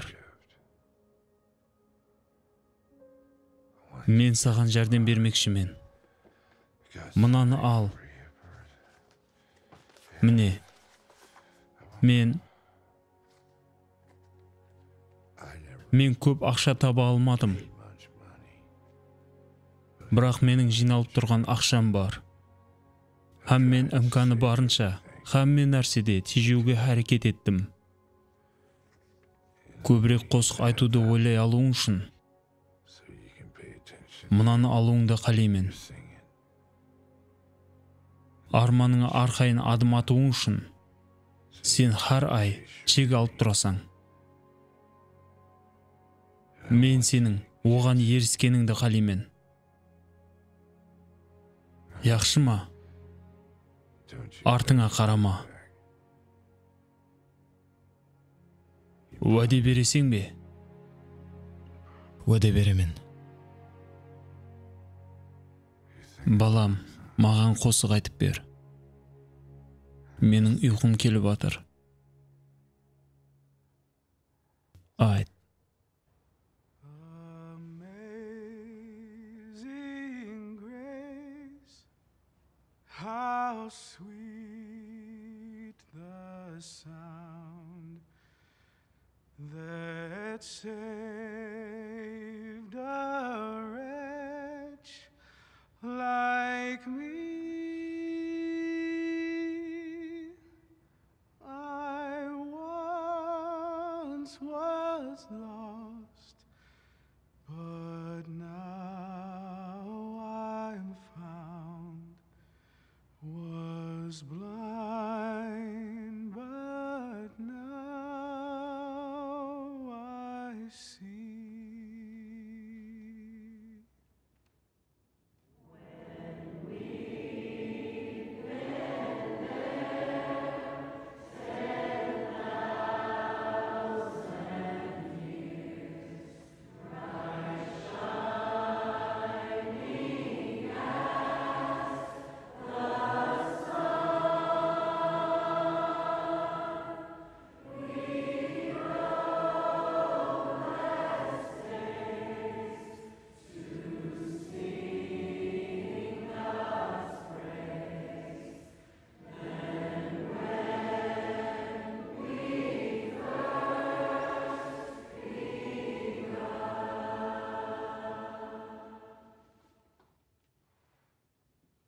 Оның ол жақта нелерді көретұғынын тек көз алдыңа келтір Барт.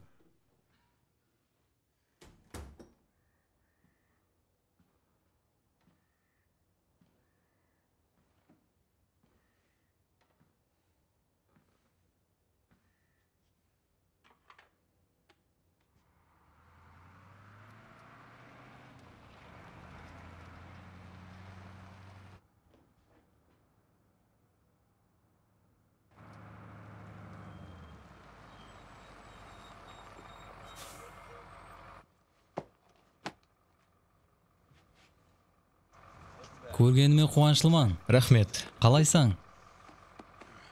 Қайқа барамыз? Батысқа, Нью-Мексикода 1-2 концерт береміз.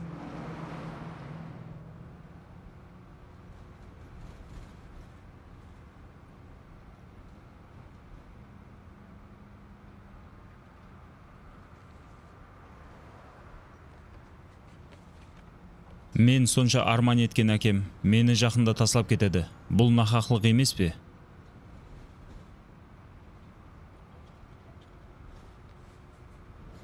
Әкем енді үйде.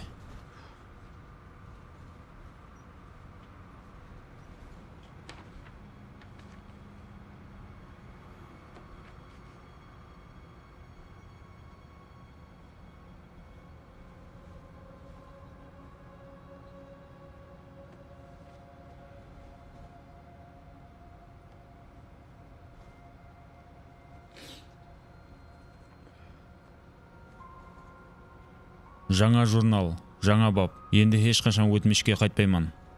Көз алдыңа келтірсең болды.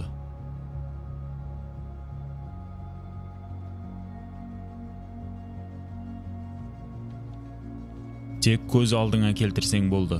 Көз алдыңа келтір. Көз алдыңа келтірсең болды. Көз алдыңа келтір. Тек көз алдыңа келтірсең болды.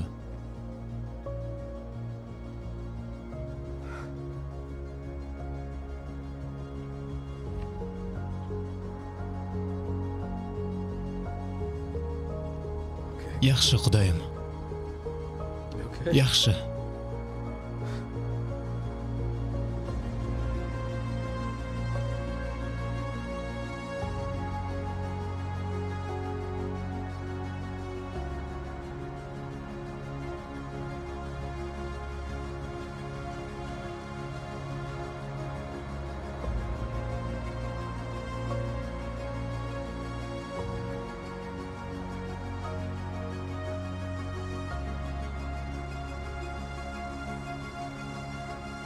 Көз алдыма келер тек, қандай болатұғыны, жүргенімде сенің қасыңда. Көз алдыма келер тек, не болатұғыны, көргенімде сенің жүзіңді. Рахмет, рахмет. Барт һәм Шеннон. Осы жерде тұрғаныма қатты қуаныштымын. Мен әкемнен айырылғанлы бері енді сахнаға шығып атырмын. Мен бұл ауыр жоғалтуды өзім білген жол, қосық жазу арқалы жеңуді үйреніп атырмын. Ал қазір болса мен сіздерге сол қосықлардың бірін айтып беремін.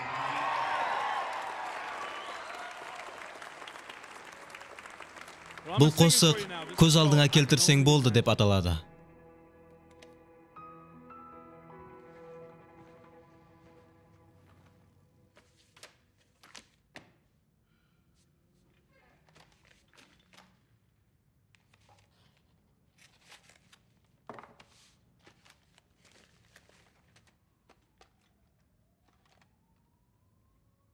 Көз алдыңа келтірсең болды. Iltimos тыңлап көрің.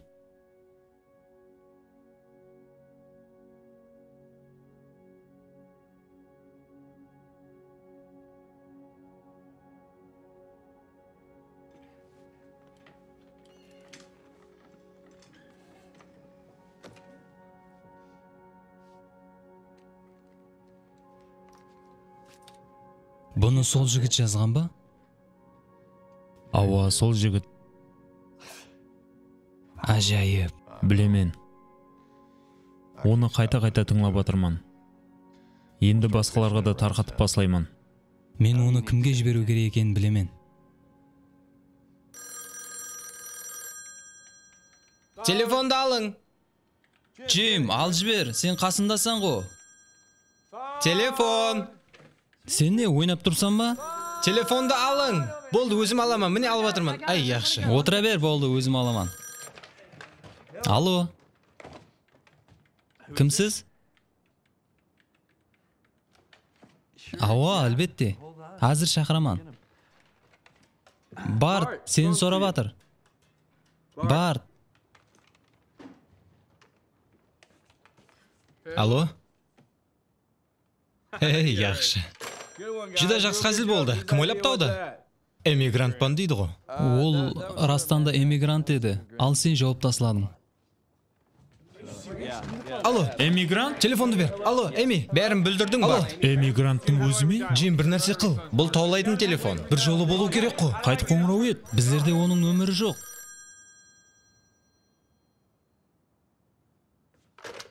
Сәлем, Эми. Барт, бұл қосық үшін сенің 10 минут уақытың емес, ал бүткіл өмірің кетті. Білесең бе, Скотт ұсы қосығыңды маған алып келген уақытта менің достым өлімменен күресіп жатыр еді. Қосығың маған жүдә жәрдем берді, һәм мен қайта есте бердім. Осындай қосықларың сені көтереді, һәм бұл қосық жеке өзіңе тиесілі. Сен растан да бұны қалайсың бе?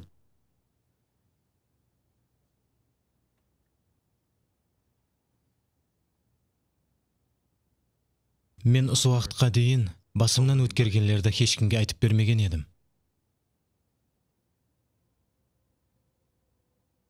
Менің әкем жүдә жауыз адам еді. Оны басқаша атай алмаймын. Бірақ Құдай мен жек көрген адамды, мен қалеген адамға ең жақын достыма айландырғанын өз көзімменен көрдім. Бірақ мен бұны жүдә кеш түсіндім. Бұны Құдайдың істей алатығынына бәлкім сенбеген шығарман. Кейін мен сол хақында қосық жаздым. Һәм мен бұл қосықты көбірек адамлардың естігенін қалаймын. Бұл сіздің қолыңыздан келеді. Ал менде имкан жоқ. Сондықтан Алла, мен бұны қалаймын. Демек, Брейк, сен біздерді білесең. Біздер һәмме карталарымызды аштық. Эммиге сахнаға қайту үшін жаңа қосық керек. Һәм біздер оны ұсы қосық деп ойладық. Ол осы жерде Нэшвиллде концерт береді. Бұл үлкен күзгі турненің баслануы болады. Сол жерде біздер ұсы қосықты ұсынбақшымыз.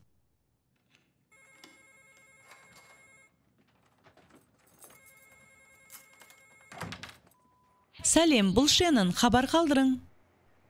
Сәлем, Шеннон. Мен таза қосық жазғанымды айтайын деп қоңырау қылып жатырмын. Ол менің бұрынғы жазған қосықларыма еш ұқсамайды. Бұл басқаша қосық.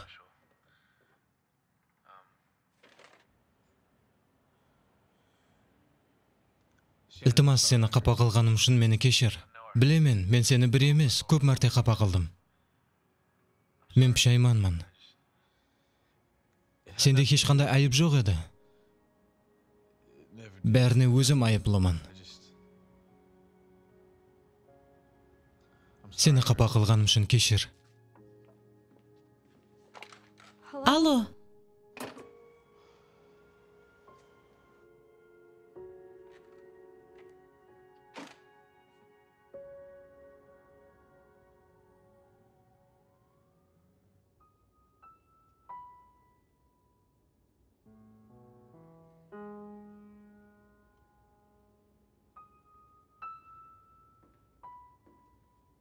Сұлу жер, солай емес пе? Сенің қосығыңды ұсынуға бұннан артық жер болмаса керек. Мен оған лайықлы бола аламын деп үміт етемін. Бәрі ажайып болады. Қашан жаздырасыз? Жақында. Һәммесі таяр болған уақытта. Мен сенің қосығыңды қайта естіттім. Рахмет. Қосықты айтып болғанымнан соң бір нәрсе айтуымды қалайсың бе? Оны әкеме арнап жазғанымды айтың.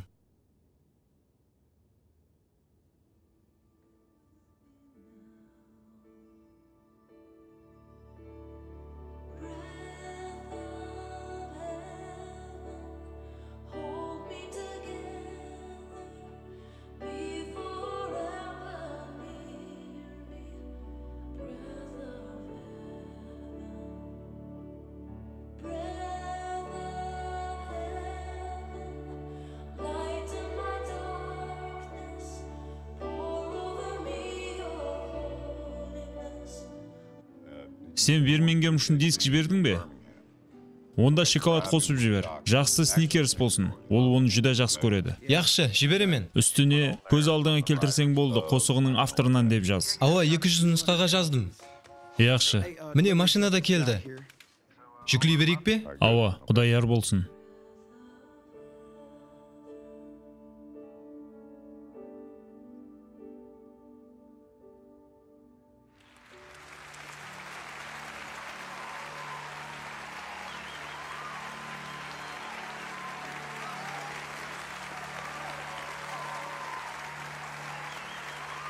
Рахмет.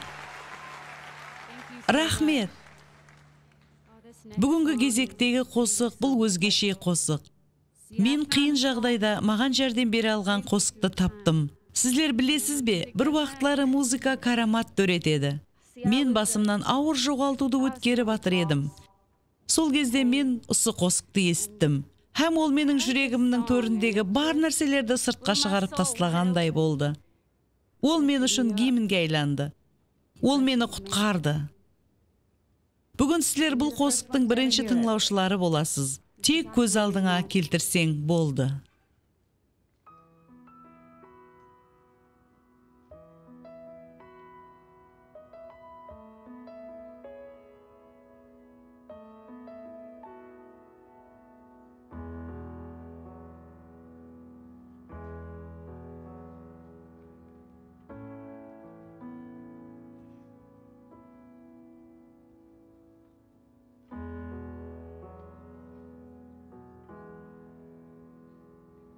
Неге айтпай атыр?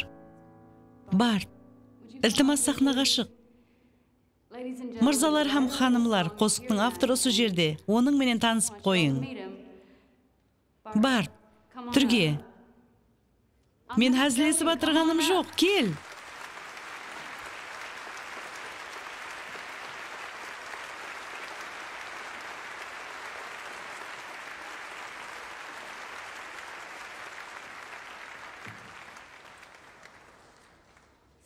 Сенің тек қосықларың емес, сенің өзің де өзгешесің. Бұл уақия менің уақиям емес, сенікі. Һәм бұл уақытлар маған емес, саған тиесілі болуы керек. Ол тек сенікі. Рахатлен. Бұл қосықты, ажайып қосықты жазған адам Барт Миллард. Һәм мен бұл қосықты бірінші оның өзінің айтқанын қалеймен. Барт.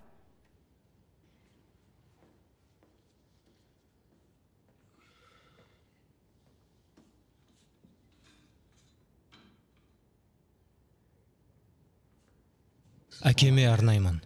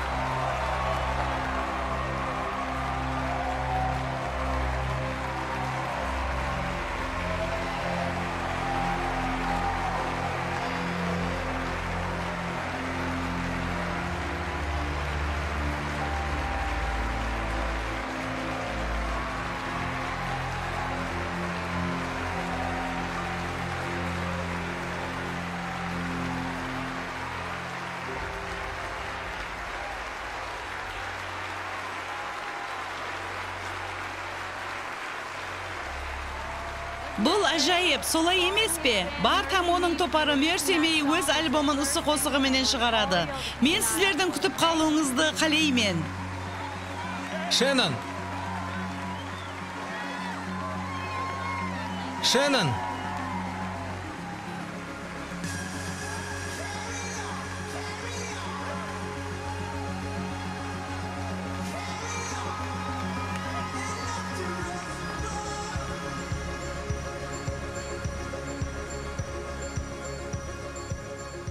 Мен сені қаме уақыт жақсы көргенмен.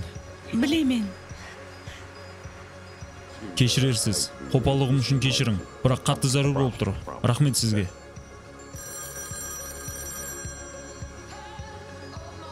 Телефонды ал. Алло, Машинаны тоқтат. не? Тез тоқтат. Эми қосықты қайтарды. Көз алдыңа келтірсең болды, қосығын қайтарып берді. Ол альбомымыздың бірінші қосығы болады. Машинаны тоқтат. Неге? Эми қосықты қайтарып берген. Не қарап тұрсаң, бар тоқтат.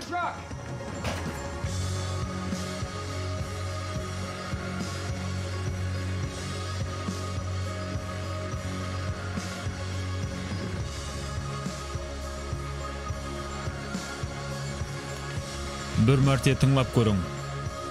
Көз алдыңа келтірсең болды. Ал қазір 104.5 толқынында сіздер үшін жаңа қосық. Жігітлер, радиодан кім айтып атырғанын табың. Мүмкін растанда қойып көрерміз. Жаңа топардан ең жаңа қосық. Осы аптеде хит парадымызда бірінші орынды алған қосық. Сіз оны естіңіз бе? Ол сіздің жүрегіңізден орын алады. Бұл қосық көплеген адамлар үшін жүдә ахметлі. Бұл Мерсеми топарының қосығы, тек көз алдыңа келтірсең болды. Бұл Америка бойынша бірінші орында тұрған масихи қосық. Мен бұл қосықты жүдә ұнатамын. Бұл Мерсеми топарының қосығы. Сіздер білесіз, бұл діни радио толқын емес. Хәтте біздер де діни адамлар емеспіз. Бірақ сенесіз бе? Әзіргі күнде бұл қосық радио толқынларымызда ең көп сұралып атырған қосық. Мерсеми топарынан көз алдыңа келтірсең болды. Көз алдыңа келтірсең болды. Бұл қосық Мерсеми топарының студиялық бірінші альбомының басты қосығы болып шықты.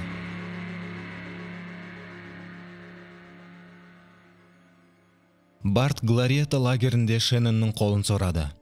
Олар 1997 жылы 8 ноябрь күні тұрмыс құрды.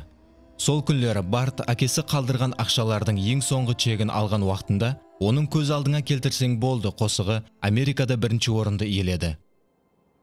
Һәм ол қазіргі уақытта ең көп сатылып атырған һәм көп естетуғын масихи қосыққа айланды. Скотт Брикел елеге шекен Мерсеми топарының менеджері. Хәтте оның үйі де осы танықлы болған қосықтың құрметіне Imagine Acres деп аталды. Соңғы уақытта Барт пенен анасының қарым-қатынасы еледе жақсыланды. Ал қазір анасы Барттың ең жақын қолап-қуатлаушысы. Барт һәм Мерсеми топары ізбе-із бірінші орынды иелеген танықлы 28 қосық шығарды. Күтіп алың, Барт Миллард өзінің атақлы қосығын ұсынады. Барт 2017 жылы 2 февраль күні Америка президентінің Ақсарайда болып өткен жиналысында қатнасып, басынан өткерген уақиялары менен бөлісті. Достарым, мен арманыма ерістім. Көз алдыңа келтірсең болды қосығы әкем рак кеселігінен қайтыс болғаннан кейін жазылды. Ол жүдә жауыз адам еді. Ол барқұлы ашуын менен алатұғын еді. Мен мектепті тамамлайтын жылы онда рак кеселігі барлығы анықланды. Һәм ол тәубе етті. Масих оны толық өзгертті. Ол жауыз адамнан Исаны шын жүректен сүйетұғын адамға айланды. Солай етіп, мен де Құдайдың жолына түстім. Өйткені Құдай менің әкемді өзгерткен екен, демек ол әр қандай адамды өзгерте алады.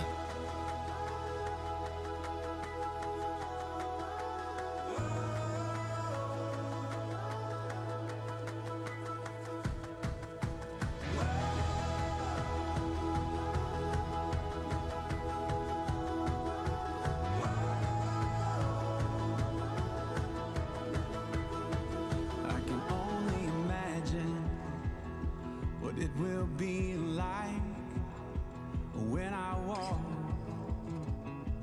by your side. I can only imagine what my eyes will see when your face is before me. I can only imagine. I can only imagine.